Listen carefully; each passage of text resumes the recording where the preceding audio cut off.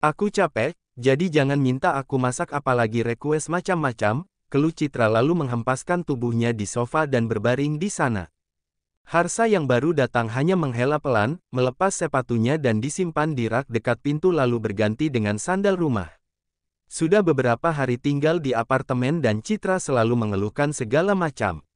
Seakan telinganya sudah tuli, pria itu menuju dapur dan membuka lemari es mengambil air dingin. Mas, kamu dengar aku, kan? Dengarlah, kamu teriak kayak berasa di hutan, gimana aku nggak dengar? Harsa meneguk air minumnya dan menuju ruang TV di mana Citra asyik berbaring di sofa. Cari pembantu kek, capek tahu cuci pakaian, setrika, belum lagi cuci piring. Laundry juga nggak boleh, mana kalau malam lembur melayani kamu. Harsa menyandarkan kepalanya di sandaran sofa sambil memijat kepalanya. Memang itu tugas istri, jalani saja. Laundry dan gaji pembantu akan menambah biaya hidup, kamu tahu sendiri gajiku sekarang berapa. Cek, heran sama keluarga kamu. Harta diumpetin buat apa sih? Tega banget lihat kita begini. Aku lapar, pesan online saja dan nanti malam nggak usah minta lembur. Aku mau tidur, ungkap Citra lalu meninggalkan Harsa menuju kamar mereka. Sabar Harsa, pelan-pelan dia berubah kok. Berubah jadi satria baja hitam, gumam Harsa. Asteris. Beberapa hari Dara tidak pulang ke kediaman Jaya Mahendra, sengaja menghindar dari Pandu. Kemala berkali-kali menghubungi memintanya pulang, selalu dijawab dengan sedang sibuk dan akan pulang saat libur. Pandu, sudah tentu pria itu frustasi karena Dara malah menghindarinya. Mengirim pesan agar menemuinya di salah satu tempat, Dara malah mangkir. Meminta orang menjemput, Dara menghindar. Mendatangi kosan, diusir penjaganya karena laki-laki tidak diperbolehkan masuk. Namun, Pandu tidak mencecar dengan banyak pesan apalagi meneror dengan berulang kali menghubungi tanpa kenal waktu. Tarik ulur menghadapi Dara, meskipun tetap frustasi dibuatnya. Mbak, belum pulang, tanya staf yang akan pulang.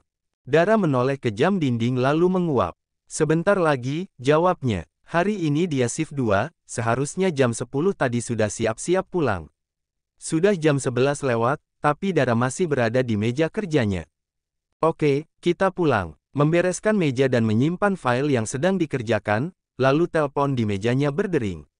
Halo, Mbak Dara, ada masalah di lantai 10. Kamar 1008, segera atasi ya. Tunggu, masalah apa? Tanya Dara merasa dehafu akan kejadian yang sudah lewat. Keluhan tamu terkait tugas housekeeping, cepat temui deh, biar jelas, masalahnya apa. Nggak sopan banget, malah ditutup.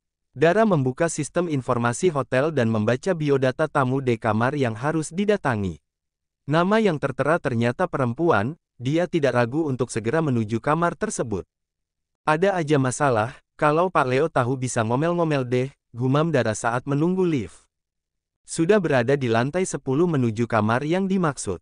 Mengetuk pintu dan mengatakan kalau dia staf hotel, tidak ada jawaban, Dara hendak mengetuk lagi dan tersadar kalau pintu kamar itu tidak tertutup rapat karena terganjal dengan keset.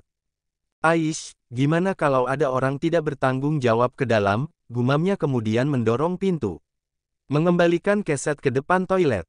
Selamat malam, saya Dara housekeeping staff. Ada yang bisa dibantu? Kamar bertipe superior, tidak terlalu mewah, tapi nyaman dan cukup luas. Pandangan Dara tertuju pada pintu balkon yang terbuka lalu melangkah dan melihat genangan air di lantai. Maaf Mbak, apa masalahnya genangan air ini? Biar saya bersihkan ya, ujar Dara kemudian berbalik hendak keluar mengambil peralatan kebersihan. Srek, lepas. Kenapa menghindariku? Dari suaranya Dara tahu kalau itu, Pandu. Tubuhnya dipeluk dari belakang bahkan sangat erat lalu Pandu menjatuhkan dirinya ke ranjang, begitupun dengan tubuh Dara yang ikut terhempas.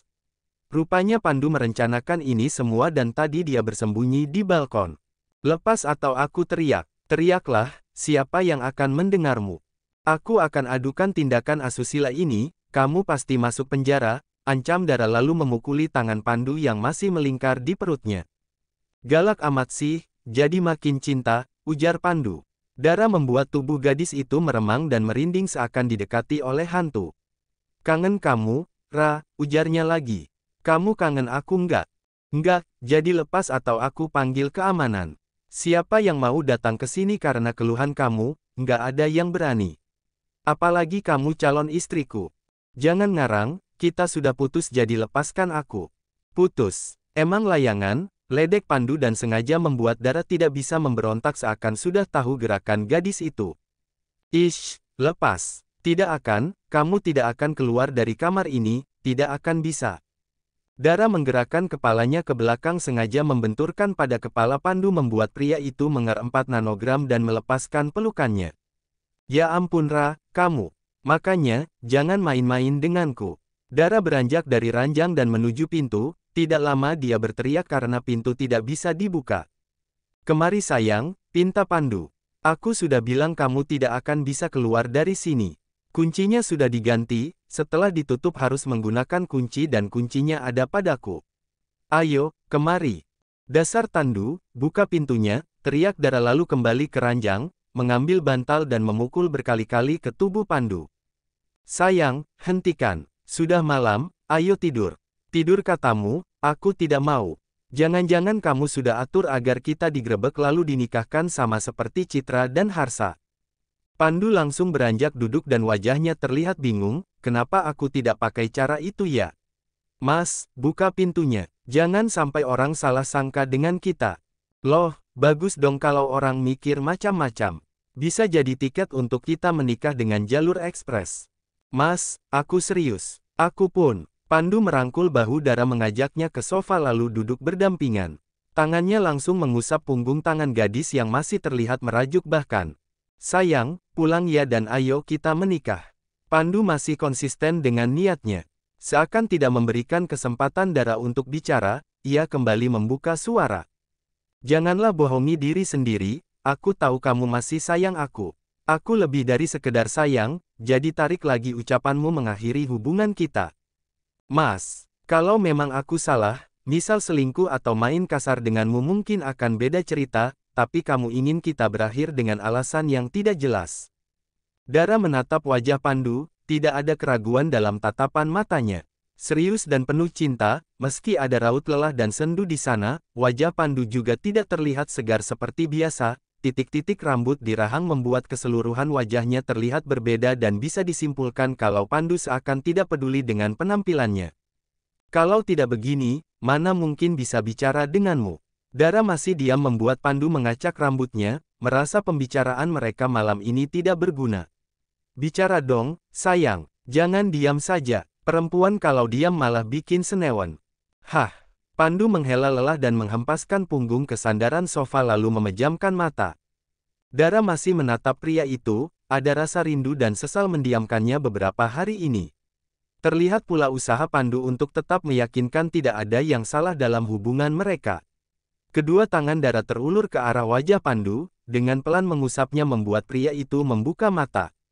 Saling tatap dalam diam dan Pandu menikmati sentuhan di wajahnya, jelas itu sentuhan, sayang.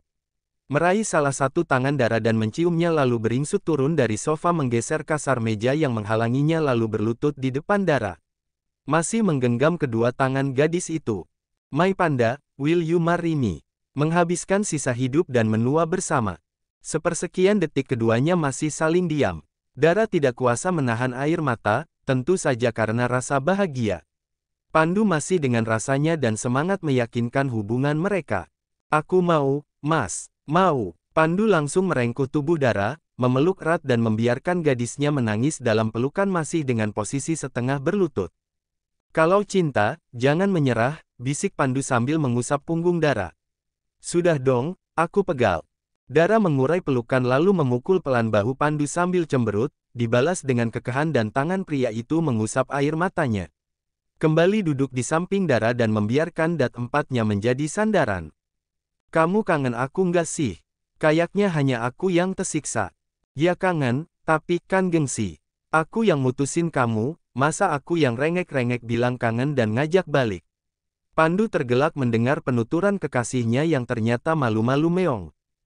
Jam berapa ini? Aku mau pulang, ujar Dara yang panik dan langsung menegakkan tubuhnya menarik tangan Pandu melihat arloji di pergelangan tangan kekar pria itu. Hah, jam 12. Pulang kemana? Tanya Pandu lalu berjalan ke arah ranjang, mengeluarkan kunci dari saku celana dan meletakkan di atas nakas. Ke kosan. Aku kan tempatmu pulang, Ra. Jadi ngapain pulang lagi? Pandu merebahkan tubuhnya di atas ranjang dan menepuk sisi kosong di sampingnya. Bobo sini dong, temani aku. Jangan ngaco mas. Bahaya kita berdua di sini, takut hilaf dan, begitulah. Tidak akan sayang, aku hanya ingin tidur. Sudah lelah banget, ayo ke sini. Pandu kembali menepuk sisi kosong di sampingnya. Wajah Pandu memang terlihat sudah lelah, mengenakan kaos dan celana training bisa dipastikan dia memang sudah siap untuk beristirahat. Meski ragu, Dara mendekat dan naik ke atas ranjang setelah melepas stiletonya. Masih mengenakan seragam kerja bahkan wajah masih bermake up dan rambut tersanggul.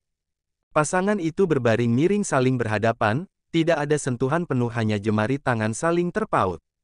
Aku sayang kamu, Ra, ucap Pandu kemudian menguap. Jangan tinggalkan aku lagi ya, my lovely panda, ungkap pria itu kemudian memejamkan mata. Mas Pandu seperti kurang tidur, memang sering begadang. Mana bisa tidur, kamunya nggak ada, gumam Pandu dan deru nafasnya mulai teratur menandakan sudah mulai lelap. Aku juga sayang kamu, Om Gondrong. Setelah memastikan Pandu benar-benar tertidur, Dara pun beranjak dari ranjang. Mengambil selimut menyelimuti tubuh Pandu, ia harus keluar dari kamar itu. Meski percaya Pandu tidak akan macam-macam, tapi belum pantas mereka berada dalam satu kamar dengan statusnya saat ini. Mimpi indah, Mas. Dara memberanikan diri Pandu lalu mengambil kunci di atas nakas dan meninggalkan kamar. Asteris. Terjaga dari tidurnya, Pandu perlahan mengerjap dan menggeliat pelan.